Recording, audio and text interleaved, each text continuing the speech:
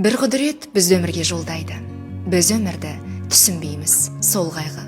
Туа сала таудай бақыт күтеміз, ал шынында бақыт үлкен болмайды.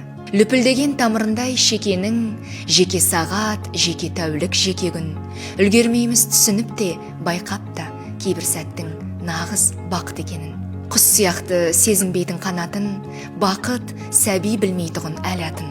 Бақыт ғажайып бір дәм ғана, сүйгеннен соң ерінінде қалатын. Бақыт деген бұлтты күні жадырау, бақыт деген жұмыс болса сүйсіну. Келтіретін адам болсан елгемін, неге керек мұны өмірге келгенің? Бақыт егер байлық болса бергенің, керек болса отан үшін өлгенің.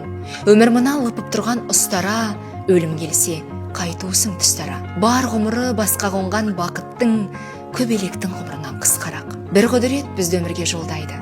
Біз өмірді түсінбейміз, сол қайғы. Бақыт үлкен болған емес шынында, ал қайғының кішкене